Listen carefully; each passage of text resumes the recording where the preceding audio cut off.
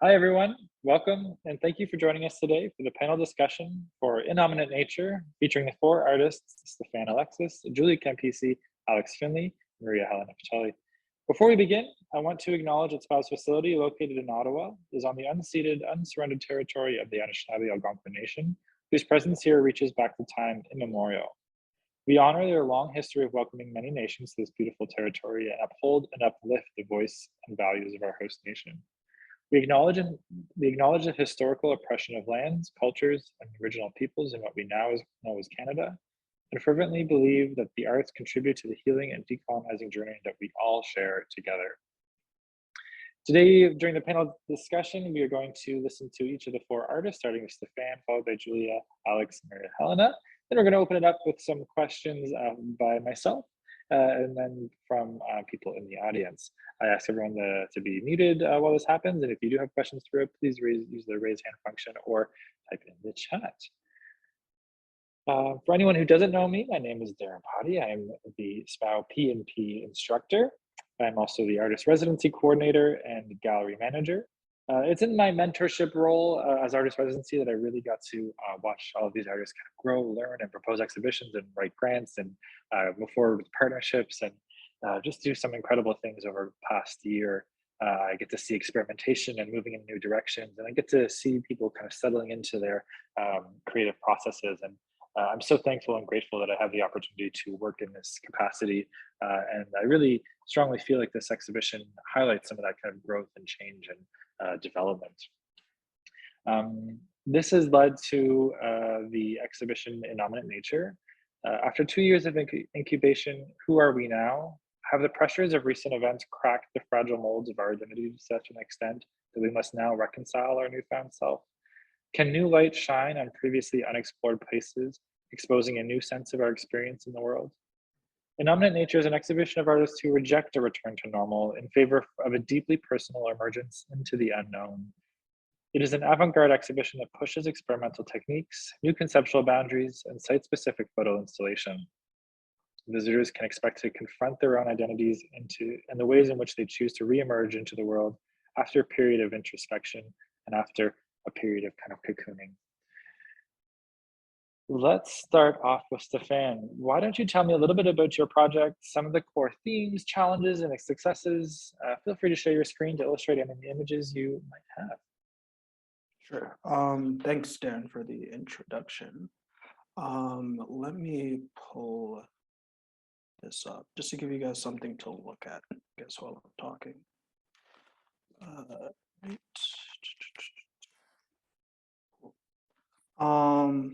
All right, so this is my series called Clay. For the people who don't know, just to give you guys a little context, clay is made out of rock, plants and animals, which are eroded and compressed by water over a long period of time. Since clay usually comes from bodies of water, the animals that it tends to consist of are fish, generally. It's also rooted in a story about a young boy that was going through a very difficult time in his life. And his father decided to, help him out with that by taking him on a fishing trip. All right, so this series is from the overarching project entitled The Collection, that explores themes of manifestation, reflection, and belonging, just to name a few. This is an ongoing project in which clay is a part of. And so the major themes of the series are belonging, exploration, and reflection. And those actually came with their own set of challenges and successes during the making of this project. All right, so when it comes to belonging, I feel like it's hard to feel like you belong when you feel like an alien, and when you feel like you won't truly be accepted for who you are. And that's something that I really struggled with, and that's something that I'm sure some of you guys struggled with as well. And I mean, like, I look back and I look at the world around us, and I look back on my own life and I say, like, what happens to a child, that's on the playground and, they're getting kind of pushed away and the kids are saying they can't play with them because their hair is ugly, or, their skin like looks like dirt, or, feces or whatever, like you feel like you don't belong, right? Or what happens if somebody that you love or yourself has a disability, and wherever you go, like people stare at you, people kind of treat you like you're different, like you're gonna feel like you don't belong. And also, like there are things that also happen as people, and that might not be visible. You're walking down the street, nobody can see that there's actually anything wrong with you, but you went through something as a child. You went through something as a child. You went through a traumatizing experience, whether that was abuse, whether you had some sort of illness, whatever that was. And for some reason, those things caused you not to be able to effectively connect with the world around you. And not only, like, when I think of that, like, not only would that make you feel kind of crazy, because you don't really know like what's going on, but you would also feel like you don't belong as a product of that. So that's the reality for a lot of people that go through these situations. And these situations kind of affect who you are, sometimes for the better, sometimes for the worse. And I can imagine like being a child in that situation, or a toddler and even an infant that may not have the skills to process those emotions in a healthy way. Having to go through not just one of those circumstances, but 3, 4, or like 5 of those things at the same time. So that would really, make you feel like you're extraterrestrial. You really feel like you don't belong. So those are some issues that I wanted to address during this project. And that's when I brought attachment styles to Dr. Hovath. So if you want to learn more about that, I have some resources on my website. And of course, everyone isn't going to fit into these attachment styles and these boxes. Some people, won't necessarily correlate with all of these characteristics that are in these attachment styles. But, for anybody that does feel like, they're having trouble adapting or whatever, this could be a pathway, one of the pathways to self-discovery and healing. So that's available for you if you want. But with all of this, I do believe that, the success comes from, taking ownership of who you are, taking ownership of the place that you're in, and not being afraid to be who you truly are. And I really think that's a privilege. That's a privilege for us as artists, because we get to create a bridge for the people that do feel like aliens, to people that may also feel like aliens in their own way, which I think is great. So I think that's at least how I like to approach my practice. So when it comes to exploration, it was an interesting process, to be honest with you. During the shooting of this project, I felt like I was going into infinity and beyond, and I wasn't going to come back. So I won't go into details about like how the experimentation process went, but I had to experiment with a bunch of different lighting techniques. I had to gather a bunch of different materials, and I found myself studying like physics, which I was like, this isn't me, like this is completely outside of my wheelhouse. Like I didn't even sign up for this, but well, I did sign up for this, I guess, but for the love of creating. So yeah, that was definitely a challenge, and I'm thankful that I have, gracious and loving parents that allowed me to turn their basement into a lab for a long period of time, which was great.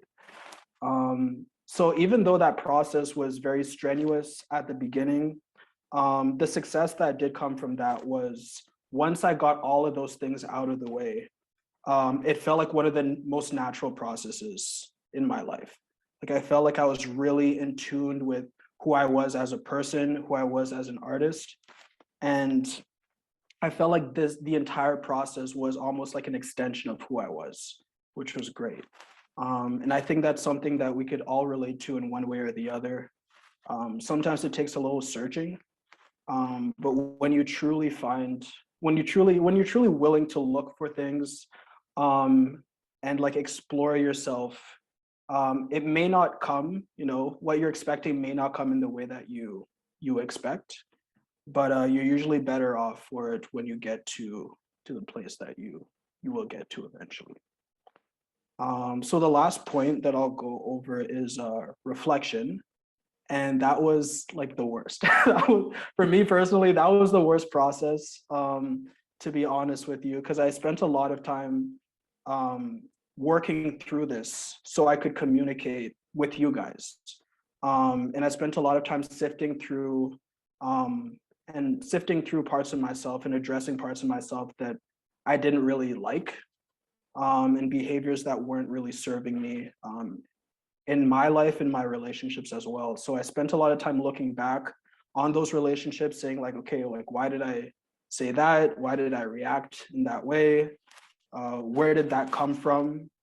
And I was able to trace it back to that little kid that had like a lot of heaviness in his heart and felt, you know, very far away from the love that was really close to him, standing on that mound of clay.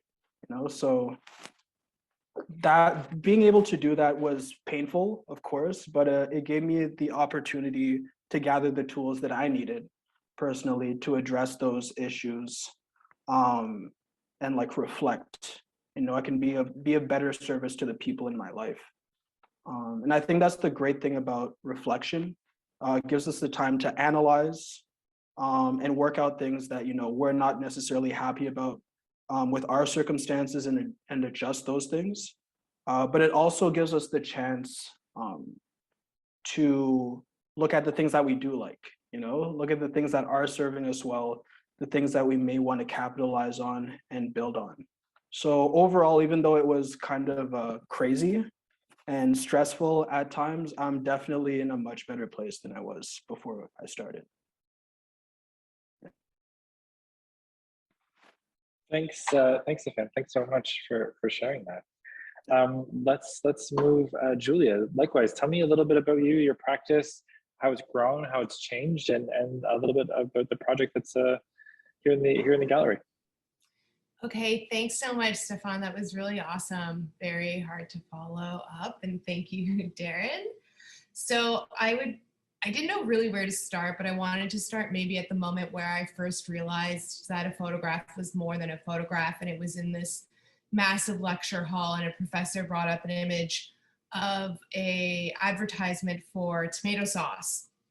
And he ended up spending an hour dissecting this single image and what it meant and what they were trying to say to you, and family values and everything around this tomato sauce and the story that they built around it. And from that moment on, I became really interested in what a photograph could be, and sort of where you could sort of take imagery and expose more potential and possibility with it.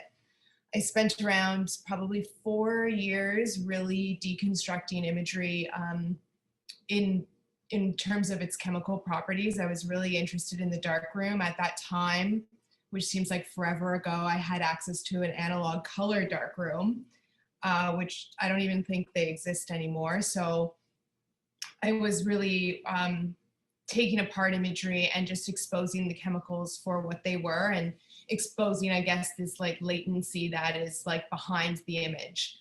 After graduating, it was kind of a bit of, I didn't have really that access anymore to the facilities, but also I was finding that I wanted to say more, and I wanted to work with images that had already existed, because there was something that was being said to me with specifically images of femininity and sexualized images of women, that I was like, well, this is being sort of placed on me, and this is sort of the standard. And I wanted to really sort of deconstruct that, and collage sort of became this natural way for me to explore the potential and possibility of an image without having to take an image, but still question the image. Sorry, that's so many image in one sentence.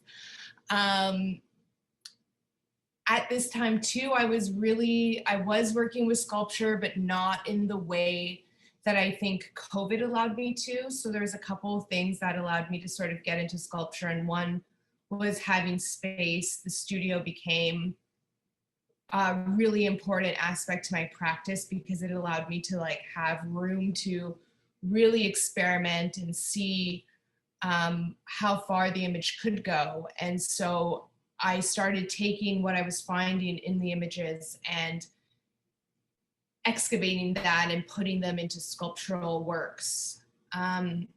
When I came to the residency, I think where I started and where I've ended up are two totally completely different places. So like growth, I don't even, it's been crazy. And Darren, you've also been, because of COVID and we extended the residency for a while. And so now I find that during this time, I became really interested in the things that were happening around me, sort of in my periphery. And I found myself sort of looking beyond what was in front of me and started to consider the things around me that were making me who I am. And because we were in lockdown, I was spending so much time alone, and I was really reliant on technology and apps to bring me myself. And so production and delivery started to become dominant themes in my practice, but also in my life. And so the objects that I'm interested in started to become these metaphors for myself and also for the things that I was seeing online, because I was buying from imagery, if that makes sense.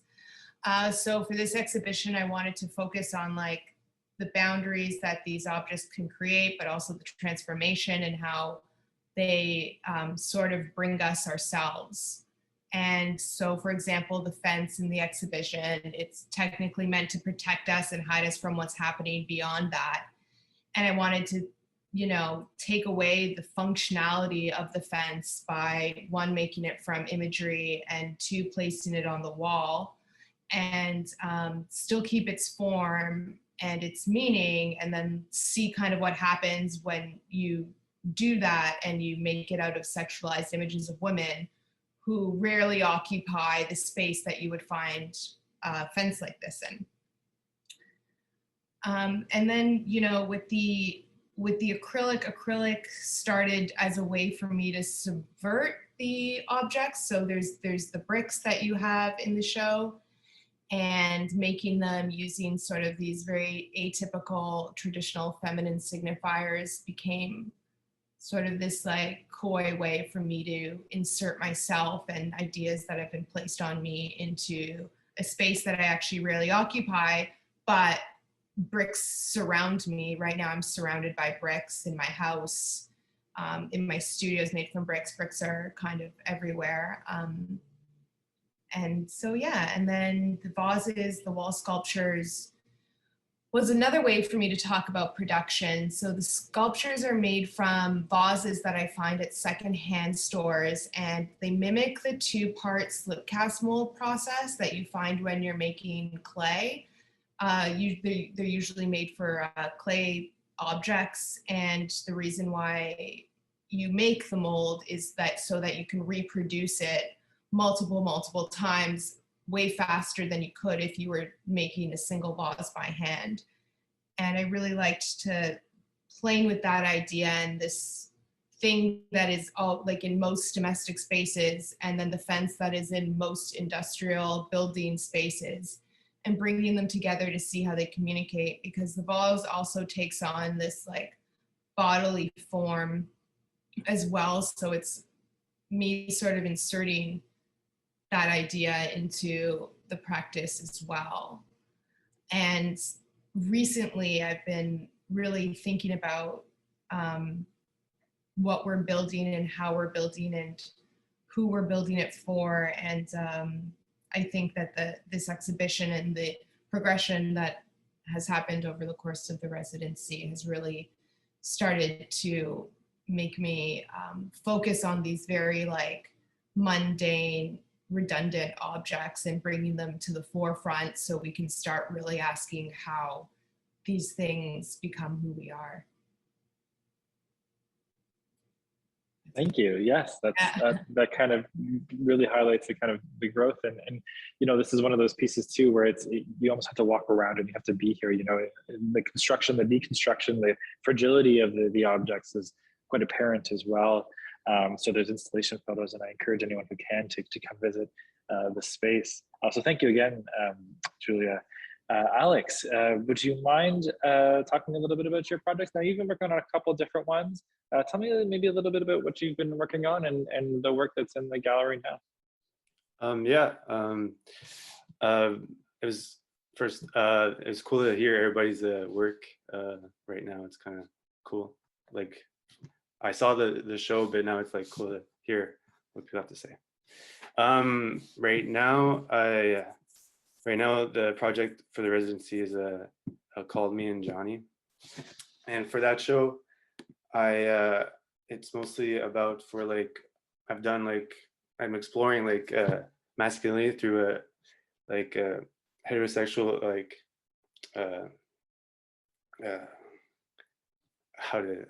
perception. So what happens is that before doing this project, I was really into so it's been 4 years that I've dived into identity, performance, and gender.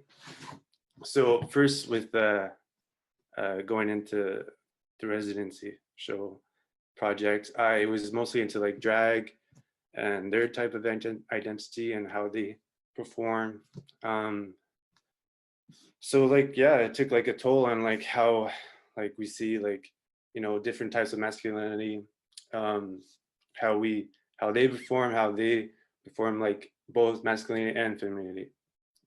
And so then for with this project, it was a hard one because for me I did a big exploration where I was doing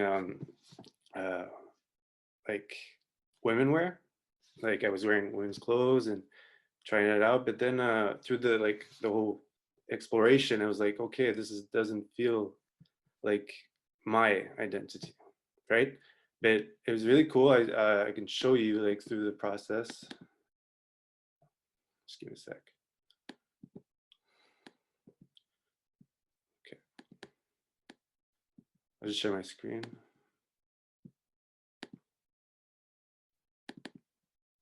So there's this type of position of power, position of not being in power, whatever you interpret it. This is for me, this was a big step in terms of okay, this is a type of direction. There's there is a there's it's sculpting, it's sculpture, there's forms, there's all types like that. So what I was okay, well, this is not the type of work that this is good work, but it's it's pushing the other limits of what I'm really focusing on. And this is through my type of masculinity that I'm trying to pursue. So then so then we go into I took delivery of looking what's straight masculinity. LGBTQ has they have super there's super hypersexual identity, or they have their own persona, their own gender. It's in terms of what heterosexual norms, it's not for men, it's not they don't have a special identity for them. Only for if you say the kilt right here, the singlet, I can go on, I wouldn't say exactly the corporate uniform. I don't find that to be a very appealing identity. So here I really just focus on the forms of because I also through experience as me as a man, I do sports in terms of wrestling, like right here, jiu-jitsu and all that, where, you know, that's my experience of like what masculinity is, but it's not necessarily the way it can be, but like, so my experience is like, it can be, you know,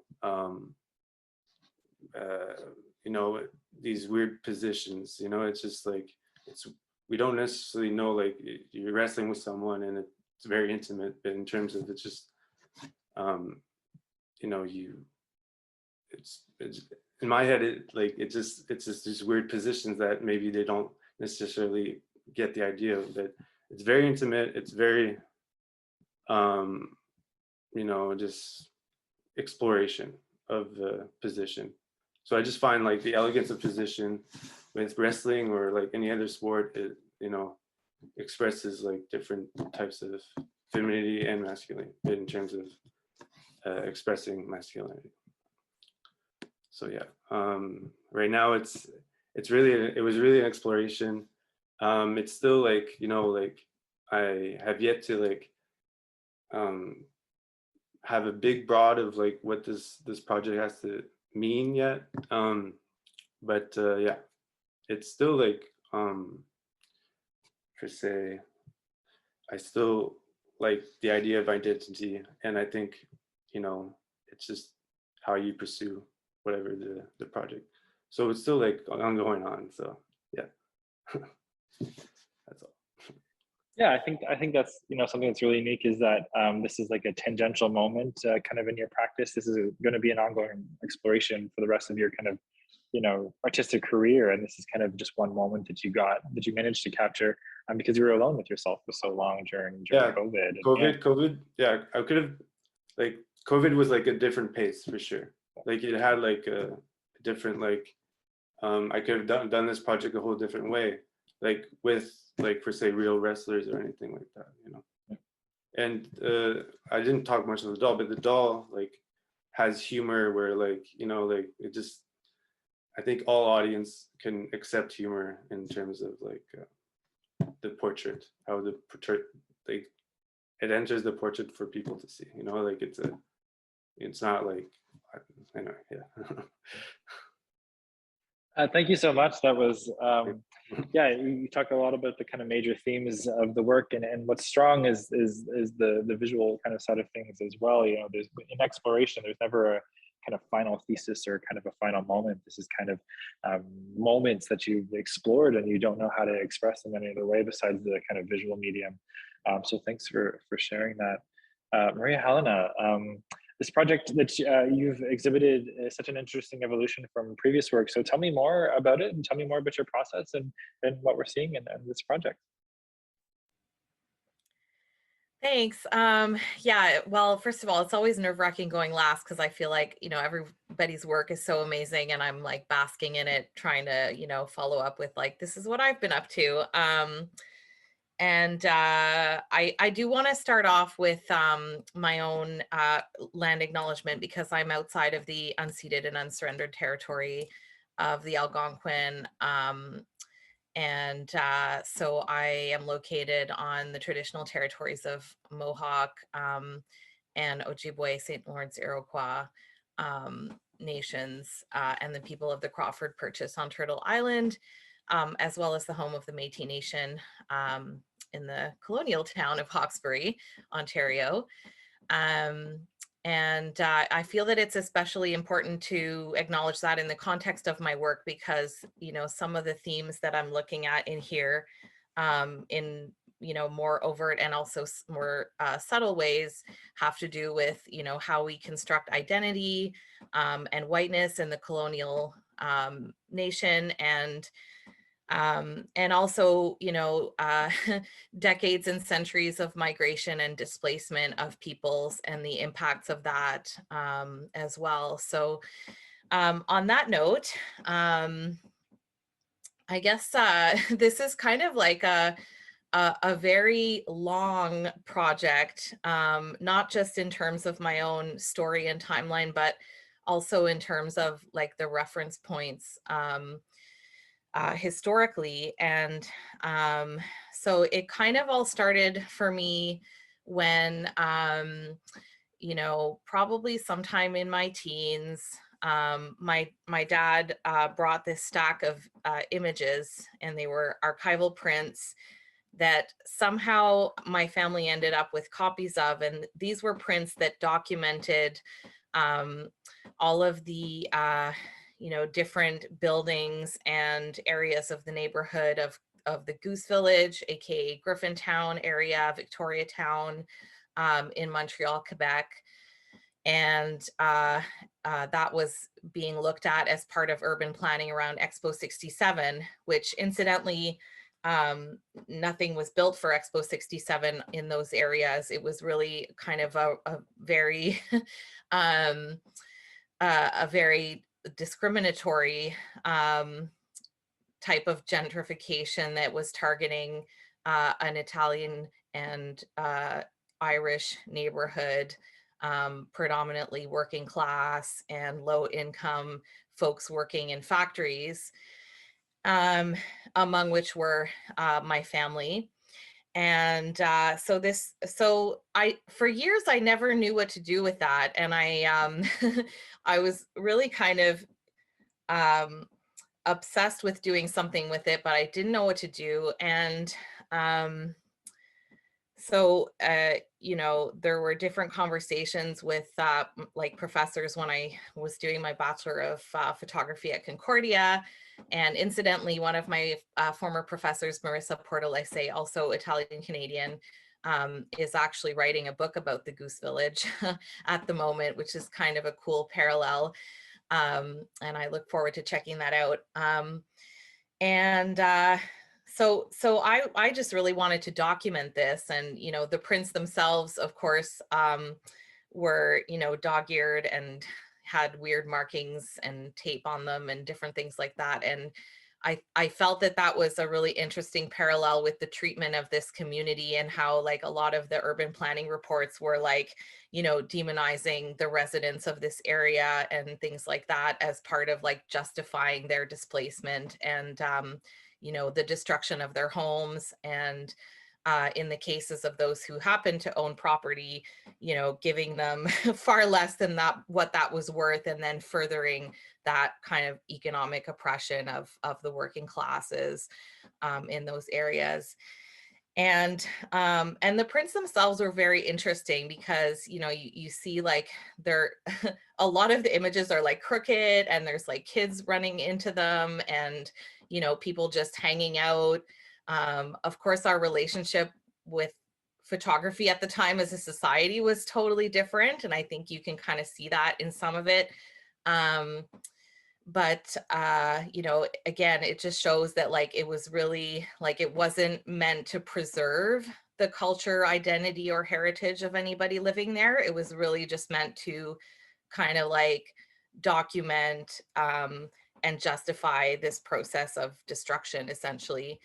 And it's very interesting. The name Goose Village too, I think, is important to highlight.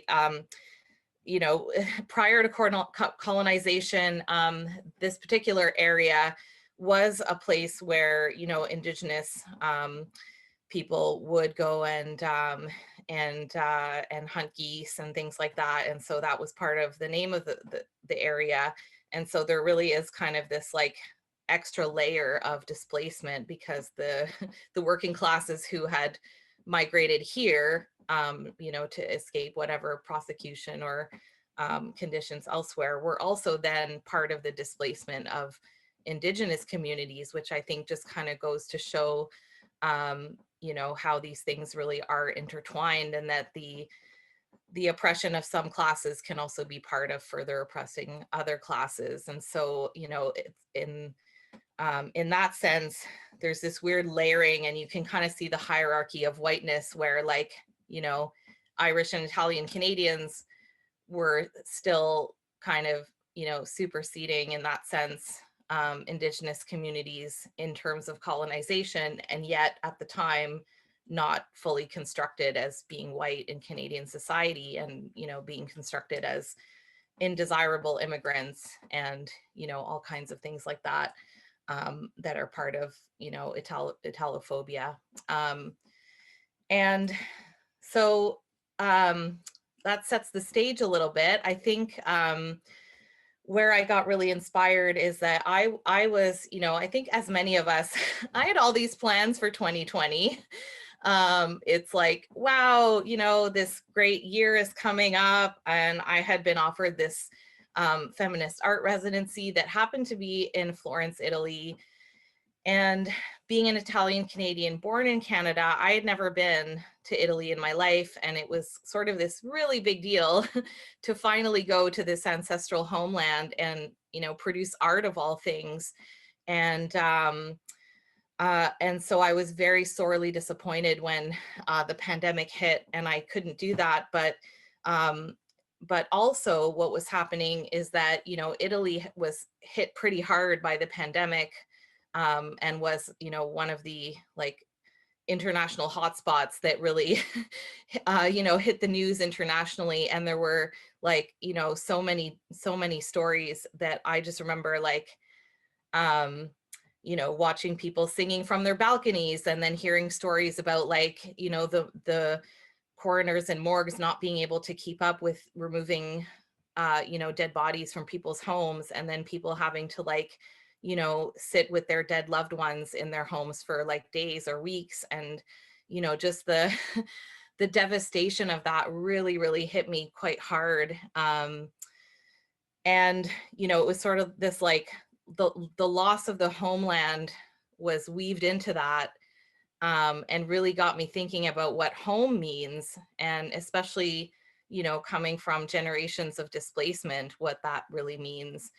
And recognizing that, you know, this elusive home that I had never been to, maybe is not really my home and never will be.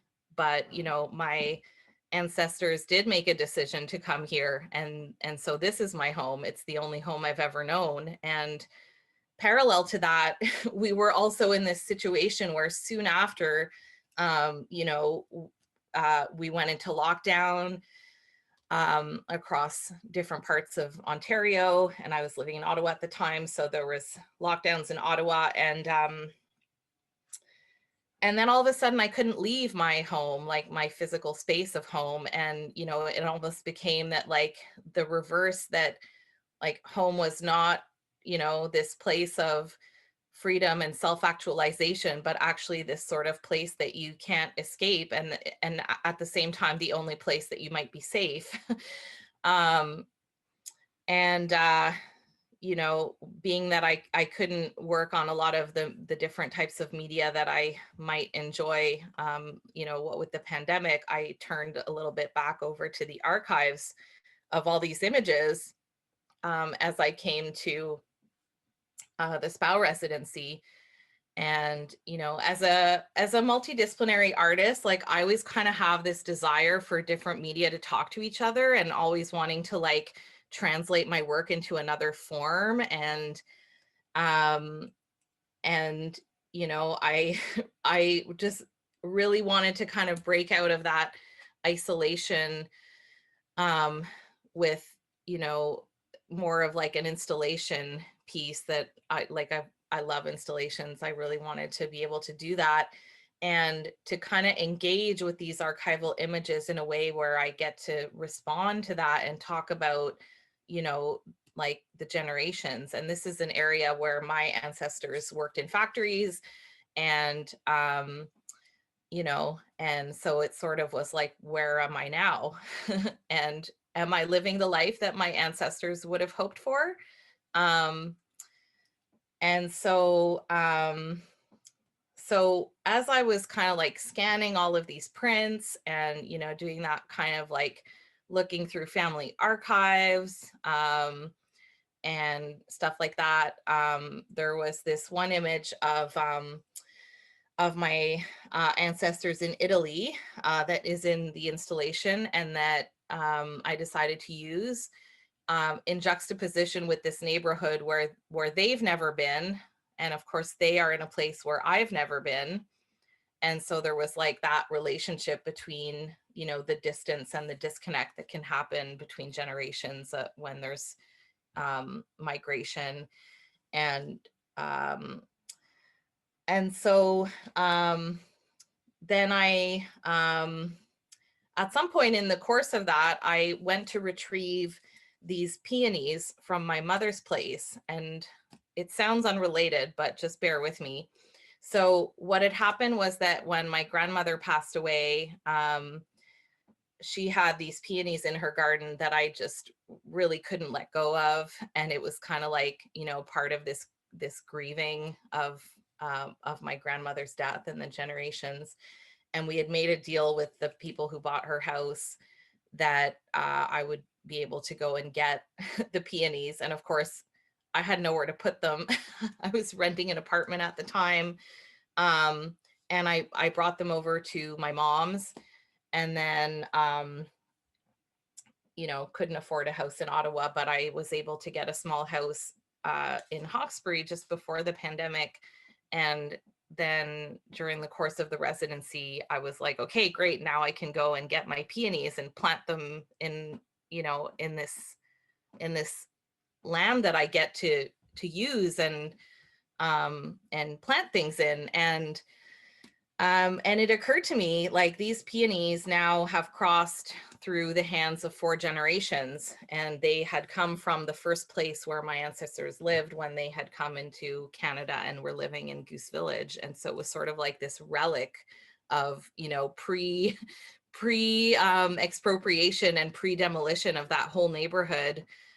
Somehow these peonies were saved, and they spent like 63 years in my grandmother's garden, and then 1 year in my mother's garden. And now they're in my garden. And I got really kind of interested in that parallel of, like, you know, the destruction of the neighborhood, but then the resilience and the survival and the recovery and the retrieval of, you know, essentially these living beings that are now like heirloom peonies. And there's some other interesting parallels, like, you know, that I didn't plan at all, like couldn't have, but that were happening in my life, where last year I had my first pregnancy and lost the pregnancy. And that was like a really devastating experience in my life. And in parallel to that, the peonies had bloomed and then blasted, which means that they got hit by frost after the first bloom. And so they didn't actually really flower. And it was kind of like, you know, I just felt like it was the end of the generations, you know, both for the peonies and for my bloodlines in that sense. And as it turns out, I'm now pregnant. I'm 6 months along and expecting in April. And so, like, it was sort of like very redeeming on a personal level, in a way, to kind of feel like that I'm continuing that story. And so there's just like so many different ways in which all of this work comes together for me that is like not even visible in the work. But the installation itself, you know, I chose some images from the Goose Village. I chose some images from the peonies. I didn't plan on matching them up, but once they were kind of printed, there were some really interesting parallels between them. Ants love peonies. And, you know, like, the ants are kind of like almost in a way a symbol of the working class. Like, there's sort of like this work ethic that we think of around ants. And, you know, I know that my family, being working class, really has that kind of work ethic. And the children, you know, there's a lot of images in all of the scans where, and I remember my dad telling me about this, because he used to see the neighborhood kids, like, oh, they're documenting, and then they have the numbers, and all the kids would go and like pose next to the numbers, you know, which is, it's kind of so weird when you think about the fact that it was about destroying their homes and their neighborhoods. But, like, I think it's sort of that excitement of like seizing that moment and like not letting it go. And so there's just a lot of interesting, like I said, parallels. And not the least of which was that in the course of creating this work, last June, which I guess was during Italian Heritage Month, the Canadian government issued an official apology to Italian Canadians for internment and worker camps where, you know, Italian Canadians were held against their will and forced to do work and other things and exposed to violence. And I think, you know, because in sort of present time, you know, I do enjoy quite a fair bit of white privilege and I pass as white, and, you know, that's the case for a lot of Italian Canadians. And it took me probably, like, I want to say the last 10 or 15 years of my life to kind of grapple with my own relationship with whiteness, knowing that, you know, my grandmother was like chased and bullied by other kids because she was Italian, and, you know, that Italians have been lynched in Canada because of being Italian, and that, you know, some of my own ancestors have been in those internment camps. And, you know, it's not a well-known part of history. And it was actually really powerful to hear about that as I was producing this work.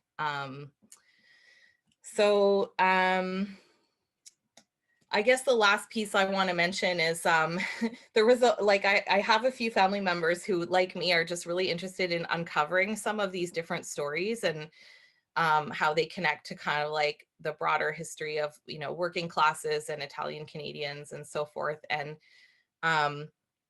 one of my family members shared with me a passenger manifest from, you know, when my great grandfather and great grandfather came off the boat here in Canada. And it's just really interesting to see, like, you know, their names, but all these Italian names and where they come from and whether they can read and write. And so I did decide to add that to the exhibition, and I prepared like a small video that I can play that kind of just shows the progression, and it's just a couple minutes, but it shows the progression of, like, you know, some of the images, including some that I didn't choose, but that were just very striking.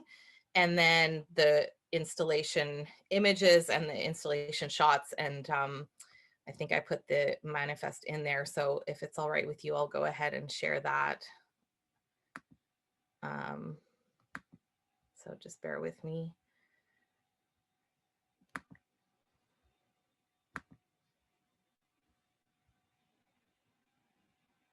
Okay, I hope this is visible.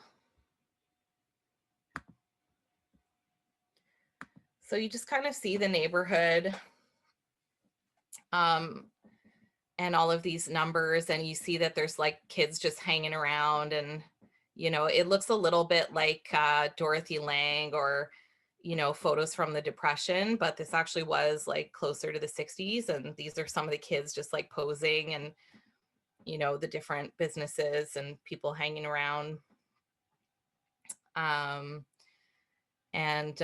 You know, as you can see, the photos are like, they're kind of designed to show, like, you know, the neighborhoods as being undesirable. And then this is an aerial shot of the area. This is where my great grandmother lived and where the peonies came from. So now we're in the installation shots with these like kiddos posing. The Victoria Town Boys Club where my dad spent some time, and these are the peonies. So this is actually the only one that fully bloomed, and there's an ant on there. And you see another one here. Hard to separate ants from peonies. And the buds. And then this is my family in Italy. So that photo was circa 70s. And then this is the passenger manifest. And it's really interesting, like some of the language on there, like they use the language alien, and, you know, there's like notes about whether they can read or write and who they're related to and different things like that. And this is the installation here. So it, you know, the installation being that when you walk in, there's sort of like the ancestors on one side of the water, and then the peonies and the displaced neighborhood on the other side of the water, kind of symbolizing that journey, but also the separation of generations and speaking to some of that. So I'll leave it there. My last thoughts are just, I wanted to say thank you for everything to Darren and to SPAO. And, you know, I do need to thank the Ontario Arts Council in good measure, because I did get the exhibition grant for this work, and I'm very grateful for that as well. And just so happy to share space with all of the other artists in this exhibition as well. So I'll turn it back over to you on that note, Darren. Thank you. Thank you for sharing. You really kind of walked us through the whole process, which really did take quite about a year or so. I mean, we even still, you know, to the day during installation, kind of fiddling with things and making sure that it really reflected the kind of core theme. So thank you for sharing all that. So these projects have kind of definitely affected you guys as people. You've talked a little bit about self-discovery during this time. This is, I find, an exploratory exhibition that highlights kind of your individual projects after this challenging period.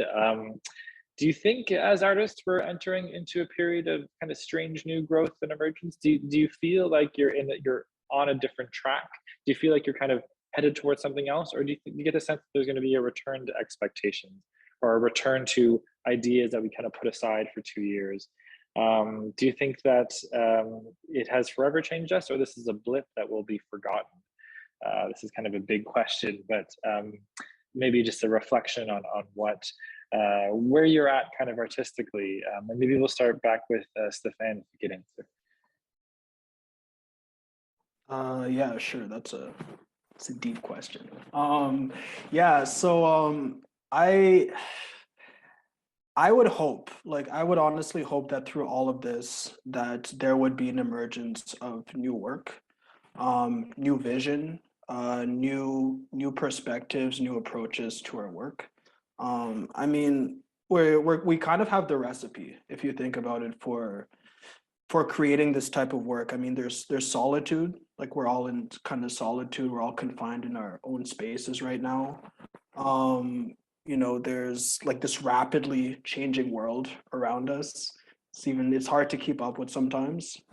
And there's creativity, you know. I feel like we're all living in this beautiful kind of like stew, you know, that's going to make this like delicious, you know, we have the opportunity to make this delicious meal with where we are right now. So I would hope so. But I do see, you know, people kind of putting things on the back burner as well and saying, you know what, like this is something that I had planned on doing, and I'm not going to let this period of time and indecisiveness, I guess, with everything happening stop me from doing what I had planned on doing initially. So I think it's a good time for us to even like elaborate on those processes that we had started and expand on them and maybe look at them in different ways. Thank you. And Julia, what are your thoughts towards kind of reemergence? I don't know. I don't think we're gonna so one of the things I think, like, we really did need the isolation to get to where we were now. It was, even though it was really hard to go through, it's still hard to go through. It was, for me personally, I was able to get to where I got to because there was no distraction. You didn't have an opportunity for that distraction. And but what art needs is space to be nurtured and develop. And that's also kind of what the pandemic took away, because we weren't able to engage with community in person, in spaces where you couldn't even really see the work in person. So that element was taken away. So it's almost like this, like, you had the time to make the work, but like no one got to see it in person. So I struggle with that. I don't think we can go back. Like, I would love the ability to maybe forget that COVID happened, but I don't think it's possible. And we've seen so much change. It's like everyone's grown, everyone's been forced to really deal with issues that were on the back burner before COVID. So that people from marginalized groups or BIPOC community have a stronger voice now. And I'm not sure that voice would have been heard as loud if it wasn't for COVID. So yeah. Alex, your thoughts kind of on where we're at, or how things have shifted? Yeah, I like I look right now at my stuff, and I'm like, I think I've done it, and I look okay, to say like I'm like I want to do something different for sure. Like I like it, like seeing it, I like going out on walls and all that, just like I think what's pushing me now is to do something more different. I'm still going to like explore more into portraiture for sure, but just like do it differently for sure. There's always like different ways of doing it, and exploring that too. But yeah, but right now it's like right now like there was this show, and now like preparing for another show. Those are good stuff to like look forward to, and that's also a good push. So, but yeah, I hope people like the show, because that's a good push too. So if people like our show, then yeah.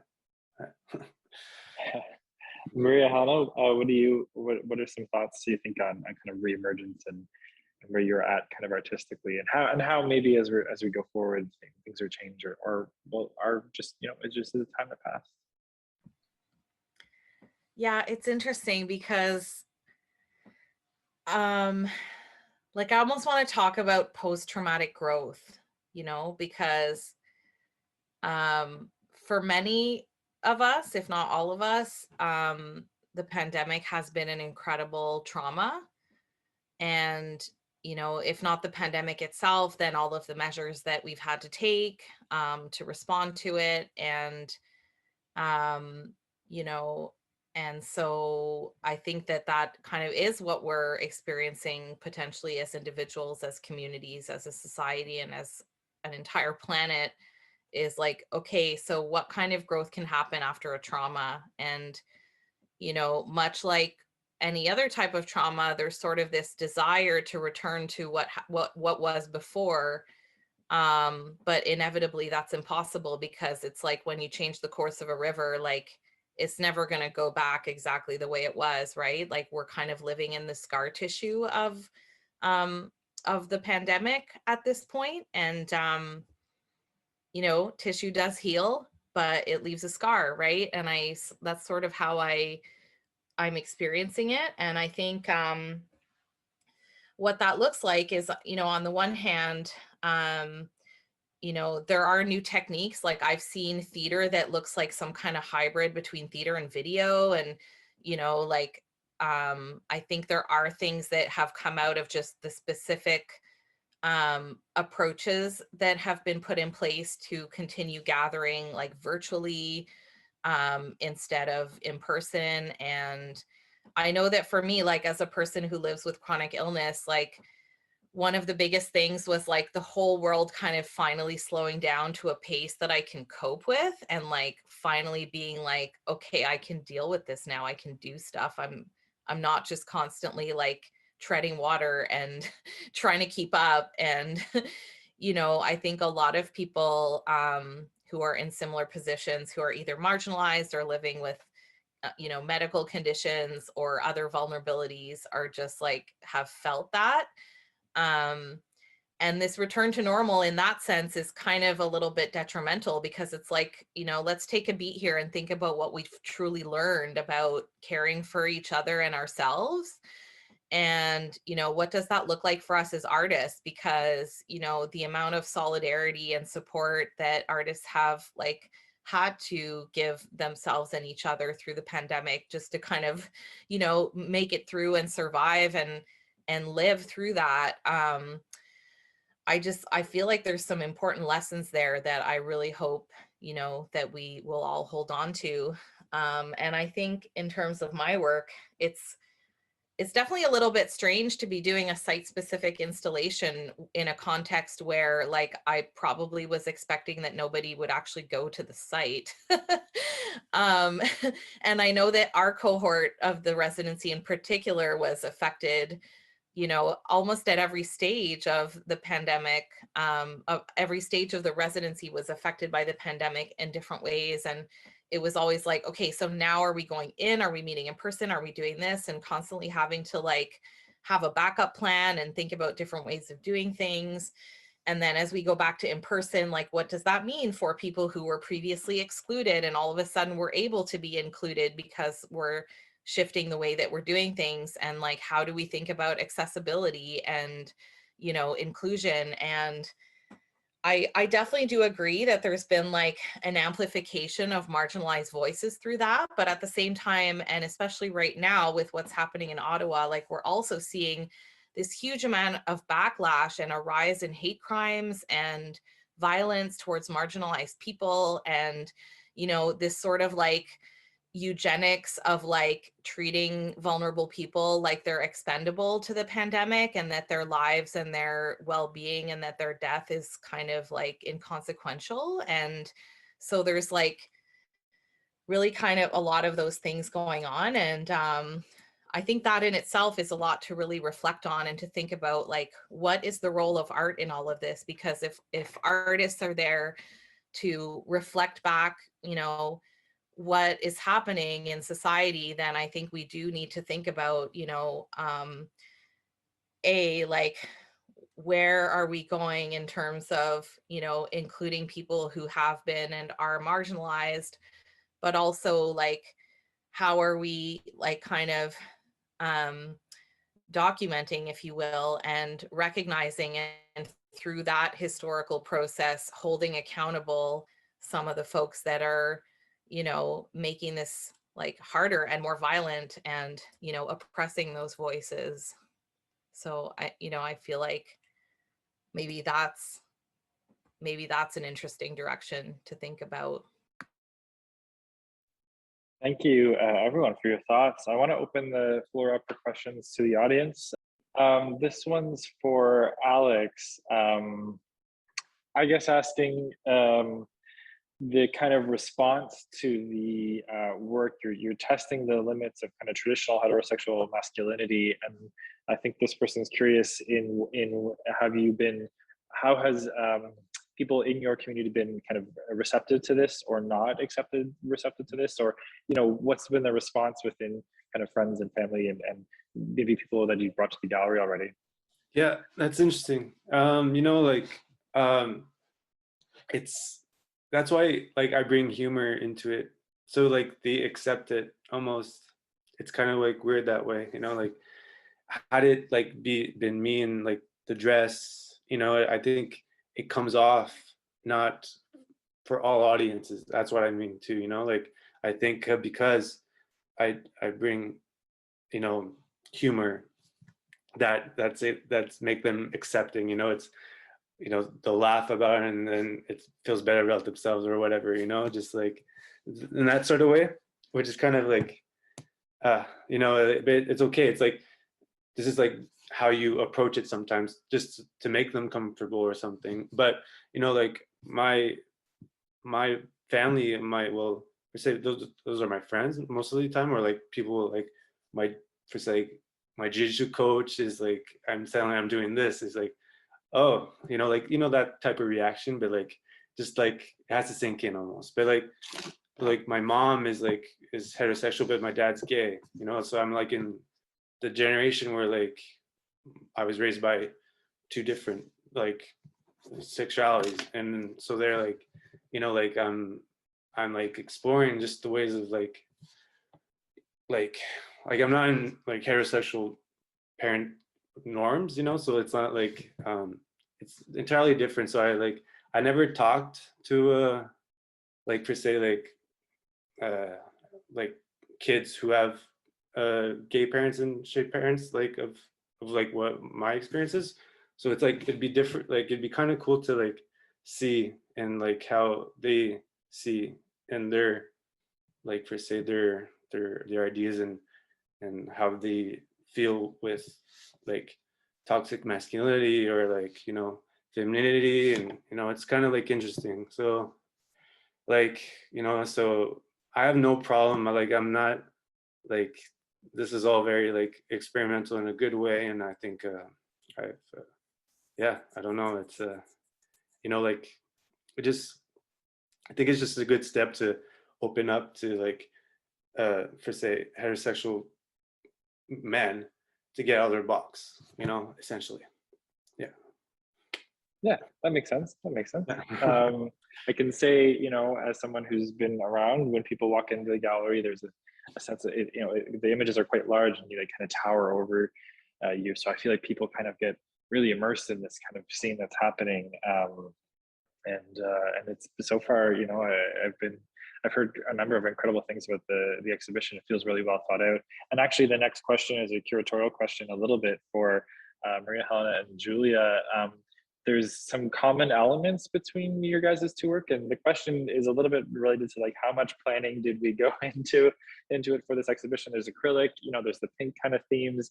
You guys are placed next to each other, but maybe let's break that apart and talk a little bit about your guys' approach to these site-specific installations. You both chose kind of three-dimensionality approaches as opposed to traditional kind of 2D photo work. So maybe let's start with Maria-Hélèna and go into Julia and just talk about how you chose the mediums you did and how the installation works as it does. Yeah, wow, that's how did I do that? I think you know, part of my thinking was I wanted to see the archival images of the neighborhood kind of bigger than they were. And I've been working on plexiglass for a while, so it's probably worth noting that they are printed on plexiglass. That's just a medium that I enjoy, but what it ended up kind of doing is like lifting them off the wall ever so slightly. I really wanted to use the space because it's about space, and to kind of speak to or create that impression of the, you know, what that displacement and disconnection of the lineage looks like. I felt like I had to put them somewhere and separate them. And so one of the ways to do that ended up being like putting a print on the floor. I don't know if I've ever seen that before. Like, I wasn't thinking like, how can I be super innovative, or, you know, I'm going to try and think outside of the box. Like, it was really more about like, well, how am I going to create that separation? How am I going to tell that story? And we actually did struggle a little bit with the medium for that, because between the floor and the type of thing and how is it going to sit there and all that stuff. But the floor ended up being a really interesting thing, because not only was it like kind of taking up that space and separating the ancestors from, you know, the new home, so to speak. It also, you know, it's an aerial view, it's on the ground, it's like doing what it's showing. And then we thought, well, then people can walk on the print, which, you know, on the one hand is like kind of occupying that space, which again is like inviting reflection onto that process of displacement and how displacement inevitably involves like other people kind of like walking into your space and taking it over. And at the same time, you know, we like talked about how like, that's probably going to destroy the print. And I'm fine with that, because it's kind of like mimicking the process of, you know, the expropriation and destruction of the entire neighborhood that we're then, you know, as viewers walking into. And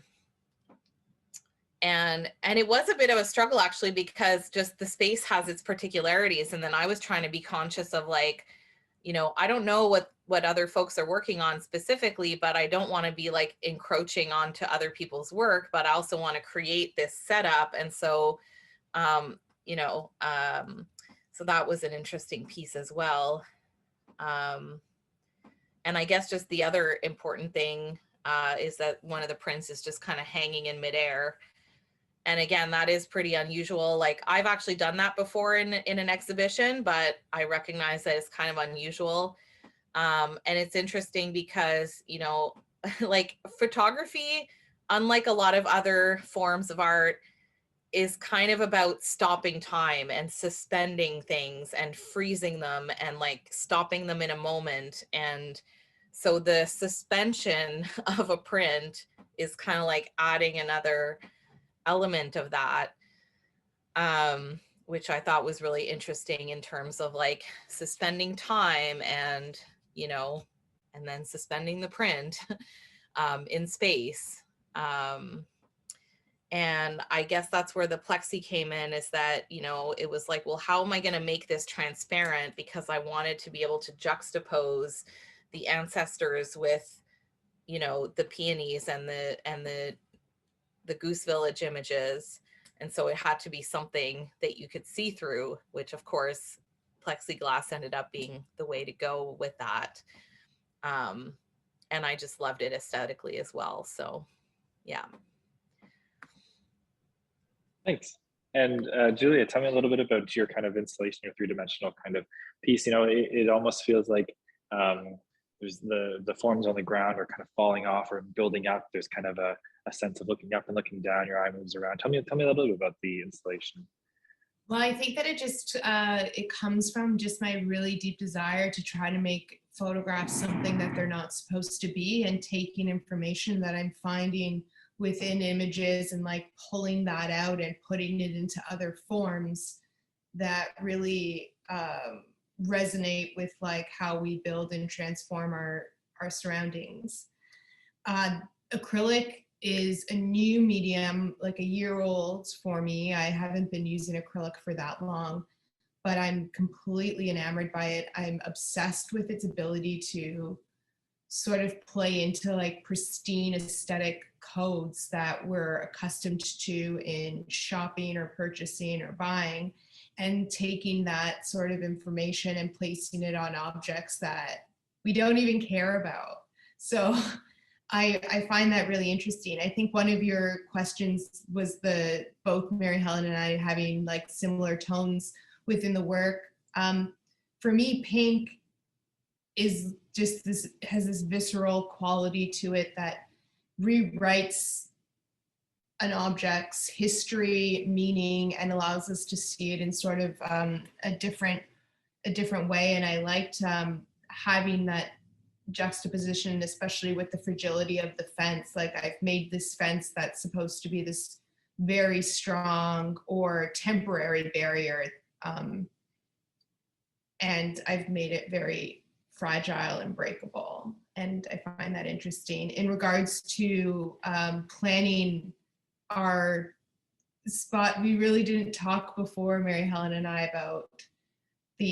about what we were making or what was going on. And it's kind of interesting because I also am Italian. I'm first generation Canadian.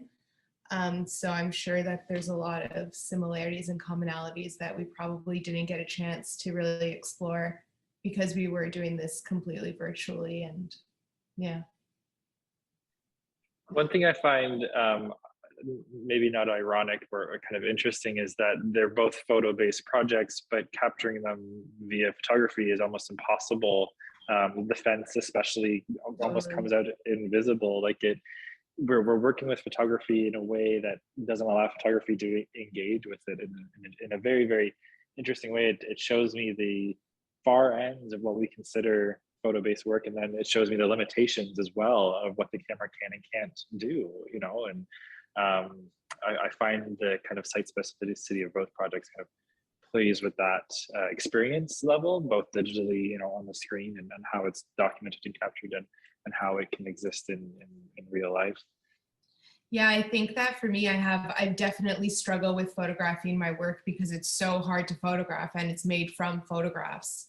And I find that really funny. Like, there's a little bit of a humor in that where I'm sort of trying to get you have to see it in person. You have to experience it in person, because a lot of the information, I've already taken so much of the information from the photo away that the traces that I've left, you need to see in person. So it's almost like I'm trying to get you to get into the space because I want that engagement. It's like, that's what I'm sort of also searching for too.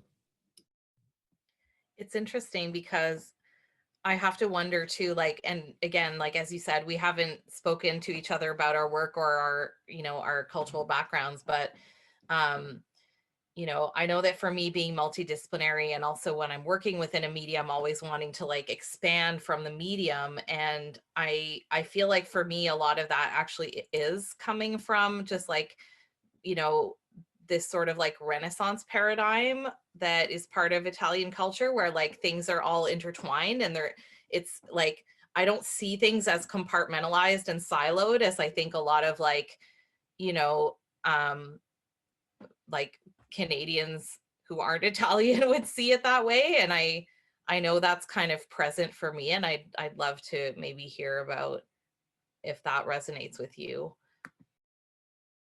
Yeah, it actually really does. I find that I'm very, I get like fixated on it. Like it doesn't need to necessarily be a photograph that I'm taking, and I'm very much interdisciplinary as well, and moving through the boundaries of material, but also really grounding my practice in photo discourse and in ideas of photography, but like not showing photographs at all, which I kind of find funny, interesting. I think that's it for questions. I just want to say thank you to our 4 panelists for coming on. I really encourage everyone to come in if they can. The show's open until February 20th. If not, the digital exhibition which has installation views, and we'll have this recorded talk, and we'll have the information on each artist is available at SPAO.ca. All of them have exciting projects and things coming up in the works. All 4 of them, I have seen snippets of some very cool projects. So I encourage you all to check out their websites, follow them on Instagram, and see what new is coming up. Thank you again, everybody, and I will see you later.